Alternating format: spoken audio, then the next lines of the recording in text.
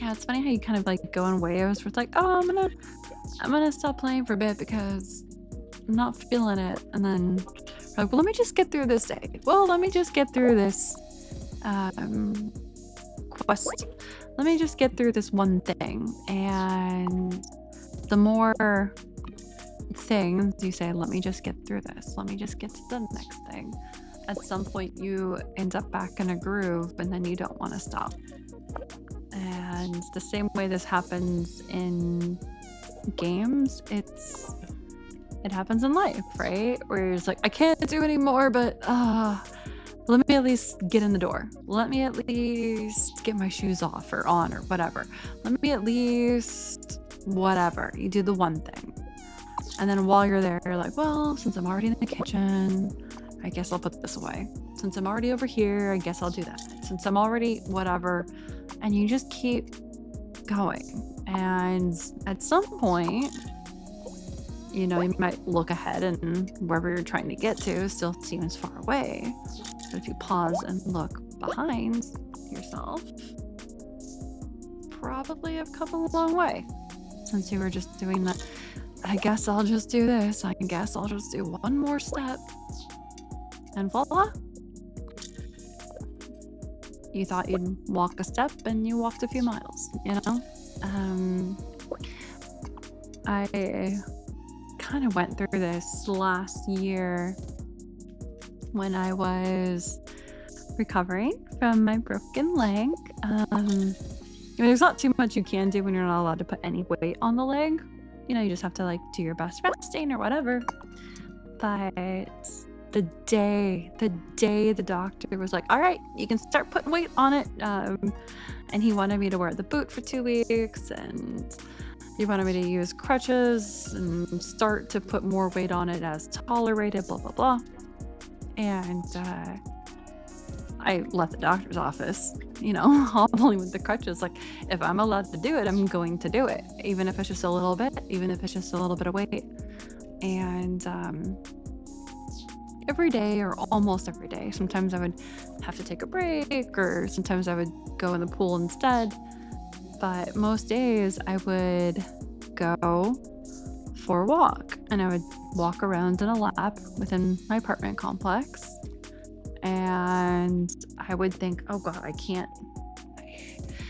Like the first like quarter mile of walking or whatever would be pretty rough. And it's like, oh, if I can just, I don't know how far I can go today. I did better yesterday, but maybe I can't. If I can just make it to a half mile, that'll be good, right?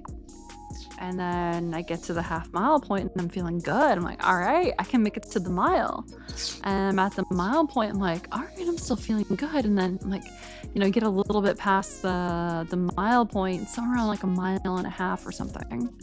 Like, oh, I don't know if I can go any longer. This is too rough. I can't go on. But if I can just make it through the next lap, right? And then something would happen. There'd be something cute on that lap. Like, I'd see a snail, I'd see a bird, someone's dog would be walking, and I would greet them, and there'd be some sort of distraction where you stop thinking about, I can't go on, and you start thinking about, this is okay. And then it's like, oh, okay, well, I guess I'll go for 2 miles.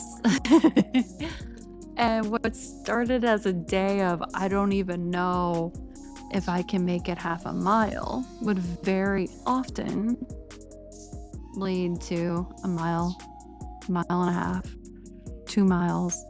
Sometimes I would be counting just the laps because they were tiny. It's like, okay, I'm gonna make it to 20 laps, and I'd forget it. It's like 9 or 10 laps just to get to a mile. It's like a small little lap, right? And a mile is 0.6 kilometers. So what am I saying here? I'm saying, no, it's 1.6 kilometers. So I would think that I couldn't even go, wait, a quarter of a mile. It's like a quarter of a mile, like 400 meters. I would think I couldn't even go 400 meters. And then I would end up going 1,600 meters, 2,400 meters, or 3,200 meters. Sorry for the translation. And yeah, I was just like, if I can just go a little bit more, if I could just do 1 more lap, if I can get to an even number of laps, so whatever it is. And then, okay, I did more than I thought I was going to do when I first started. And the pattern would repeat. There'd be days where I'd be like, oh, I'm going to be great. I'm going to do 1.5 miles, or I'm going to do 2 miles. And then lo and behold, the days where I walk into it like super confident, like I got this. I'm so going to do like 2.5 miles or whatever. Those would be the days when like something would crack or pop or get really irritated, or I'd get lightheaded or something. It's like, oh, okay, no, this is the day that I'm actually going to have to take it easy. And then other days you just beat your expectations because you just say, okay, one more step. Just one more step. One more block. There was before I was even walking, where I couldn't put weight on it, but I was trying to build up like overall strength because like I got banged up in other ways, and I was just trying to get out and get some strength back. And I was on a little knee scooter, and this lady, she saw me pausing and panting. It was really scary to be on that scooter because even though I'm not walking, I'm like, I'm so scared of falling. And it was my first time being outside, or really being outside. And this lady saw me, and she's like, "You got this. You go, girl. You're gonna be fine. It's gonna get better." And she's just like, I don't know her. I have no idea who this woman was. I don't think I ever saw her again. But she just stopped to give me that pep talk. And still kind of get emotional thinking about her because like I needed that pep talk that day. Like I didn't know if I was ever going to figure out the scooter. And she gave me really great motivation in a moment that I needed it because she just saw a stranger who was struggling. Figured out the scooter. Only used the scooter for like, I don't know, a couple weeks before I got the clearance to walk. And even then, like that woman's like, you go, girl, you got this. You're gonna get through this. Like, it's stuck in my head. And the part in when I would be doing the laps, the part in the lap where I had encountered her, even though I never saw her again, I'd often think about her right as I passed that section. And it was like, yeah, I do got this. And it was funny too, because like that section of the laps was like kind of like on a downhill. There was like a slight incline to this outdoor area. So for like half the loop, you're going uphill. For a quarter of the loop, you're going uphill. No, wait. For like 40%, you're going uphill, whatever, like 30. For one of the sides of the rectangle, it wasn't like a square. For one of the rectangle, you're going uphill. For one side, you're going downhill. And then for the narrower sides, you're pretty even. Maybe 35, 35, 15, 15 for the split. Sure. Arbitrary figuring out the ratio of the rectangle. But it was always nice when you get to the downhill part, right? It's like, oh, if I can just get past. And that would be the fun part too, because when you would start a lap, I always walk the same direction. I don't know why. But when I would start the lap to go, I would start off going uphill. And it's like, fuck, I don't know if I'm going to get through this lap. Maybe I should stop halfway through, because there was like a place where you could cut across. But right as you're cutting across, right at the halfway point on the uphill side, it like tapers off. It's like that first part of the uphill that's the worst compared to even like the second part. And it's like, wait, no, there's like a little bit of a breather. There's like a little bit of a section where it's flat, and you're like, no, I got this. And like those 5 or 10 steps where it was flat was like just enough, like, okay, we're good to continue every single time. There was a couple times where I definitely like popped something, irritated something. I was like, oh God, okay, I'm gonna limp home very carefully now because I've irritated something, and stop. And that was like the whole like listening to your body thing. But if I had ever gone into that with like, oh, I have to be perfect, I have to get, I have to meet this goal or whatever, or I'm a failure. If I had gone into it like an all or nothing mindset, it would have been terrible. But it was just okay. Oh boy, one more lap, one more step, one more half a mile, one more quarter mile, and then it just gets easier. And I was also really, really freaking motivated to make sure it worked, because when I had the accident, I was supposed to originally be traveling like literally like 6 weeks later for like a big work trip thing that was going to turn into a vacation after, and I was going to be bouncing all over Europe, and I had to cancel that entire trip, which sucked.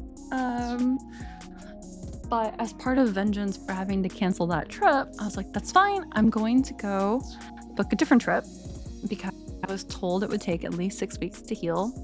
But I was like, okay, 6 weeks, got it. And forget that he said, the doctor said 6 to 12 weeks. It's like, nope, it's going to be 6 weeks until I can walk. I just told myself it was going to be 6 weeks. I was lucky because that panned out. But at the 2-week mark, like after the surgery or something, like the first check-in with the doctor, where he's like doing imaging, like, okay, yeah, it's healing well. The second he said it was healing well, I'll see you back in so many weeks, blah, blah, blah. The second I heard that, I was like, okay. And I spent that weekend shopping for flights because there was another work event coming up. And for that event, I was like, you know what? I'm going to go. People at work were like, you don't have to go, it's okay, we'll cover for you, because I was like doing a lot of planning stuff for it. It was like this big event, like we had booths and other side events and like lots of stuff going on that I was planning to do promotion for, whatever. And I was like, no, I want to be there, and I also want to turn it into a vacation, like a celebration that I did it, I healed. So what, just like 2 weeks or so, maybe a little after the surgery, I booked that trip. And so like, oh, cutscene. Hold on. We'll pause that for a second so I can finish this train of thought. I booked the trip, and the trip was scheduled to be, it would only be 4 weeks after my next checkup with the doc. And so basically from the time I had a checkup, I had like a month. I had like 4 weeks until I was going to be on a plane and having to walk a lot. And I had like those 4 weeks to rehabilitate and get my strength up for walking, because where I was going, which was Japan, I definitely needed to be able to walk. Like, I know how I am there. I usually average like 5 miles a day walking. And I did on that trip. So I was really determined, one step at a time. Like, I knew I needed to be able to walk a couple miles without stopping around the apartment complex if I was ever going to walk 4 or 5 miles a day in Japan throughout the course of a day. I mean, if you're going to be able to walk double the amount that you can do in one sitting, you need to be able to at least do half the amount, right, in one sitting. So that was kind of a circular question, or circular sentence, but I just knew I needed to get there. I needed to build up the stamina. Just giving up and only walking half a mile around the pool area, that wasn't going to be enough. Like, I'd walk further than that to go from my hotel to the train station. I'd walk further than that to get from like one side of Tokyo Station to the other, right? Like, I needed to be able to at least like get off a train, get onto my next train, and not be hurting. So yeah, I did it. I got there, and it was all because it was like one step at a time, one extra lap. It doesn't matter. We'll get through it. So I don't know where this ramble started, but one step at a time, you'll get there. Just keep going, just keep swimming, right?